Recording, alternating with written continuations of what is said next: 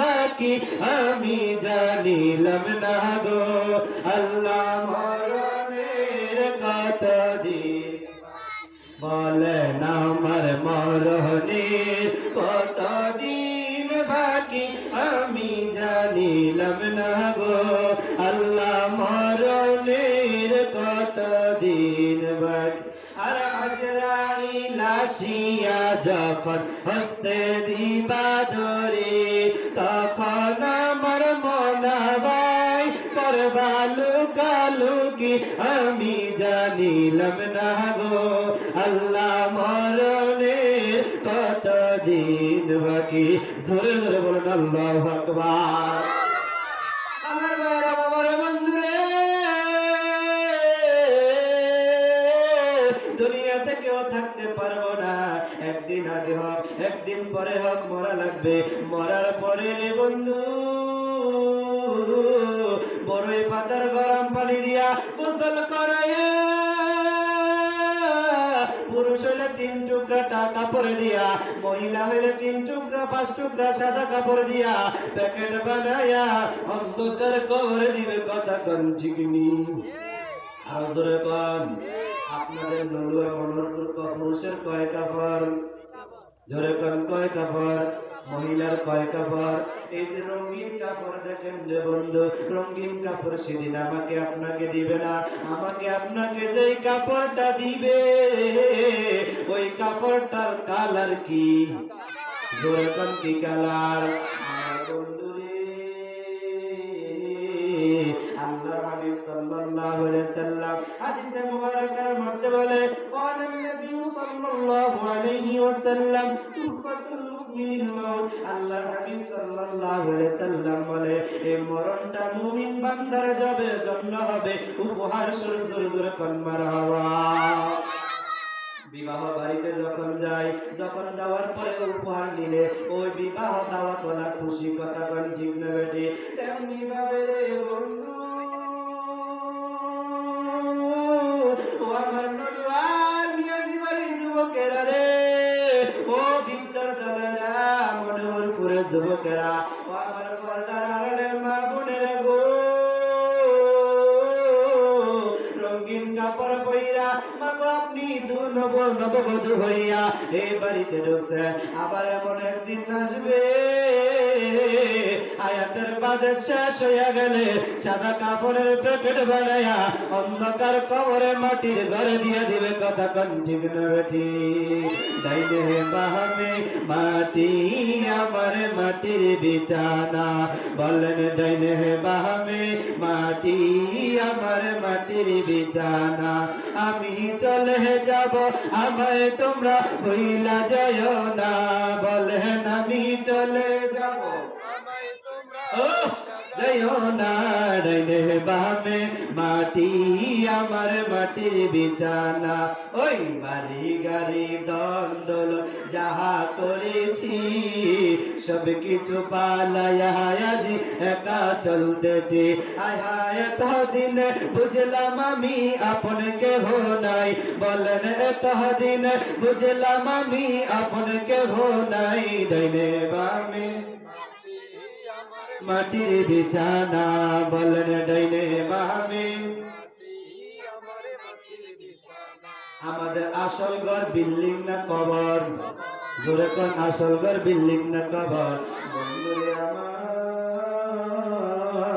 কবরে যেতে যাওয়া লাগবে তাহলে নামাজের দরকার আছে না নাই নামাজ ছাড়া কবরে পার হওয়া যাবে না আমার বন্ধুরে আগে আপনি ঈমান আনতে হবে ঈমানের পরে আপনাকে নামাজ পড়তে হবে ঈমান নাই না লেকিন নামাজ পড়বেন কপালের মধ্যে দাগ লাগাইতে পারবেন কোনো কাজে আসবে আর জোরে করে আসবে না এই জন্য স্যার বলে নামাজি নামাজিকে সরল পথে আনতে পারে বলেন নামাজি নামাজিকে সরল পথে আনতে পারে ওরে যেই নামাজে নবীজি নাই সেই নামাজ তোর হবে না রে যেই নামাজে নবীজি নাই সেই নামাজ তোর হবে না নামাজি নামাজিকে সরল পথে আনতে পারে মারহাবা কান নামাজ পড়বেন নবীর মহব্বত লইয়া, রোজা রাখবেন নবীর মহব্বত লইয়া, দান সদকা করবেন নবীর মহব্বত লইয়া, ওই দান সদকা নামাজ রোজা আল্লাহর দরবারে কবুল হইয়া যাবে।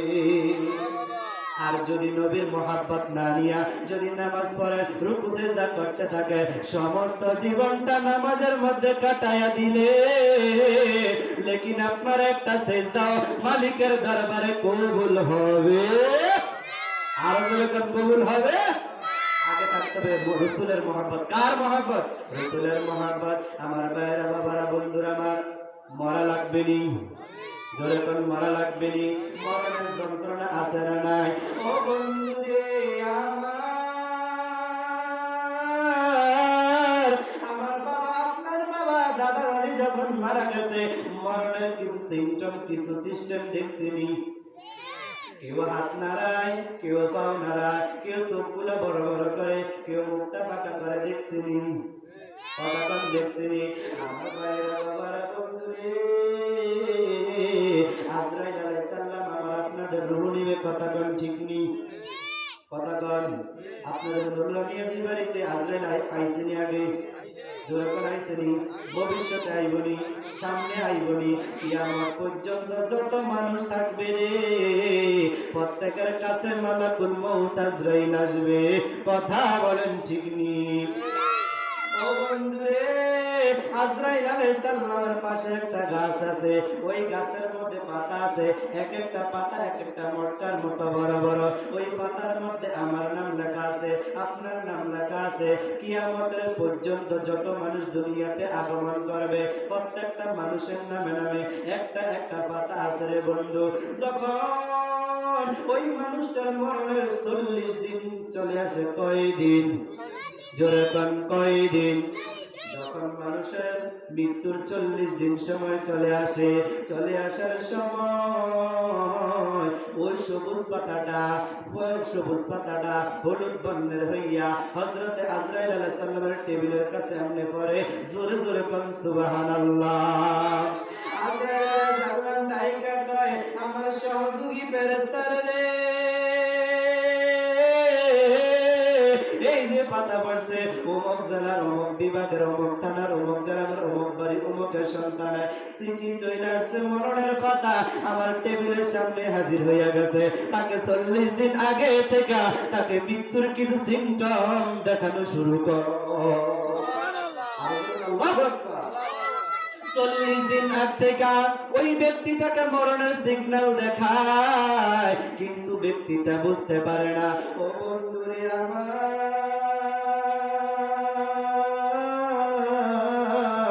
ও বন্ধুরে, মরণের যন্ত্রণা সবাই সহ্য করতে হবে, কিন্তু এই পাতাটা দুই ভাগে বিভক্ত।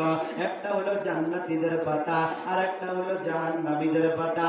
এবার যখন আজরাইল আলাইহিস সালাম দেখে অমুক গ্রামের অমুকের পুত্রের নামে সে পাতাটা যদি জান্নাতি হয় ডান পাশে রাখে, যদি জাহান্নামী হয় পাতাটা বাম পাশে রাখে। ফেরেশতারা বলে, সহযোগী ফেরেশতারা বলে, ডান পাশে রাখার হাকিকত কি, বাম পাশে রাখার হাকিকত কি? ও ফেরেশতারা রে, এই ব্যক্তি জান্নাতি, এই জন্য তার পাতাটা ডান দিকে। এই ব্যক্তিটা জাহান্নামী, তার পাতাটা বাম দিকে। জোরে জোরে বলেন না আল্লাহু আকবার। আর জোরে করে আল্লাহু আকবার। আমার ভাইরা, বাবারা, বন্ধুরে, এবার 40 দিন যখন চলে আসে, তখন মৃত্যুর আজরাইল তার সামনে হাজির হইয়া যায়। ও বন্ধুরে, মনে রাখবেন, মরণের যন্ত্রণা পাও থেকে শুরু হয়, কোন থেকে? জোরে কোন থেকে? এই জন্য শায়ের বলে, হায়াত হইল হাতে বাইরে, মৌত হইল পায়ে। বলেন, হায়াত হইল হাতে বাইরে, মৌত হইল পায়ে। যেই জায়গায় যার মরণ লেখা, সে জায়গায় সে মরে, আমি জানিলাম না গো আল্লাহ মরণের কতদিন বাকি। বলেন, আমার মরণের বাকি আমি জানিলাম না গো আল্লাহ মরণের কতদিন বাকি। আজরাইল আলাইহিস সালাম পাও থেকে যন্ত্রণা দিতে দিতে দিতে দিতে বেঈমান ব্যক্তিকে জাহান্নামী ব্যক্তিকে পাও থেকে আঘাত করতে করতে করতে করতে করতে করতে এবার তার চোখ দিয়া বা নাক দিয়ে নিঃশ্বাসটা বের করে ফেলে। ও বন্ধু রে আমার, যারা মুমিন মুত্তাকি পরহেজগার আল্লাহওয়ালা নবীওয়ালা বায়াত রাসূলের প্রেমিক হইবে তাদের জন্য আজরাইল এবং তার ফেরেশতারা সহযোগী ফেরেশতারা জান্নাত থেকে সুগন্ধিযুক্ত কাপড় আইনা বলবে পবিত্র দেহের পবিত্র আত্মা বের হও বের হও বের হও আর শরীরে থাইকো না। জান্নাত থেকে সুগন্ধিযুক্ত কাপড় আইনা যখন সামনে দাঁড়ায় রে পবিত্র দেহের পবিত্র আত্মাটা হাসতে হাসতে হাসি মুখ দিয়া মুস্কি হাসি দিয়ে বের হইয়া ওই আজরাইলের হাতের মধ্যে যে সুগন্ধি কাপড় ওই কাপড়ের মধ্যে চলে আসে। জোরে জোরে বলুন সুবহানাল্লাহ, আর জোরে বলুন সুবহানাল্লাহ। আর যদি জাহান্নামী হয় আজরাইল এবং তার সহযোগী ফেরেশতারা জাহান্নাম থেকে দুর্গন্ধযুক্ত কিছু কাপড় আইনা বলে অপবিত্র দেহে অপবিত্র আত্মা তুমি বের হয়ে আসো। এবার আত্মাটা পার দিকে একবার যায়, মাথার দিকে একবার যায়, ডান হাতের দিকে একবার, বাম হাতের দিকে একবার, শুধু দৌড়াদৌড়ি করে দৌড়াদৌড়ি করে। এই জন্য মানুষটা তখন লাফালাফি শুরু করে দেয়। আমরা দেখছিনি, আরো জোরে কোন দেখছিনি। ও বন্ধুরে আমার, মরণের কত যন্ত্রণা বন্ধু, একটা জীবিত বকরি বা গরুরে যদি আপনি শরীরে তার শরীর থেকে চামড়াটা সিলাইয়া আনেন রে, ওই ব্যক্তি যেমন ওই গরুটা বা খাসিটা ছাগলটা বকরিটা যেমন কষ্ট পাইবে তার চাইতে আরো শত শত গুণ বেশি কষ্ট পাবে মরণের ব্যক্তি। জোরে জোরে বলুন আল্লাহু আকবার। নারায়ে তাকবীর, নারায়ে রিসালাত, বায়াত রাসূল বায়াত খোদা হযরত মাওলানা তারেক মনোয়ার আল কাজী হুজুরের আগমন। জোরে বলুন মারহাবা। তাহলে মৃত্যুর যন্ত্রণা আছে না নাই? আমার ভাইরা বাবারা বন্ধুরা আমার, তাহলে মরণের যন্ত্রণা আছে না নাই? জোরে করে আছে না নাই? যে ব্যক্তি মরিয়া গেছে ওই ব্যক্তিকে যে জিজ্ঞেস করতাম, হে ভাই, ও দাদা, ও চাচা, ও নানা, আপনি তো মৃত্যুবরণ করেছেন, মৃত্যুর যন্ত্রণাটা কেমন লেগেছে? ওই ব্যক্তি বলতো রে মরণের চাইতে যন্ত্রণার চাইতে এমন কষ্ট আর কিছু হতে পারে? জোরে বল পারে? আমার ভাইরা বাবারা বন্ধুরা আমার, আল্লাহর রাসূল আল্লাহ রাব্বুল আলামিনের পয়গম্বর হযরত ইদ্রিস আলাইহিস সালাম কি নাম? ইদ্রিস বলেন কি নাম? আল্লাহর নবী ইদ্রিস আলাইহিস সালাম আল্লাহর ইবাদতে মশগুল, আল্লাহর ইবাদতে নেক আমলে মশগুল। আমার ভাইরা বাবারা বন্ধুরা, হযরত ইদ্রিস আলাইহিস সালামের কথা প্রশংসা, সবাই শুধু প্রশংসা করে, সবাই শুধু প্রশংসা করে, সবাই শুধু প্রশংসা করে।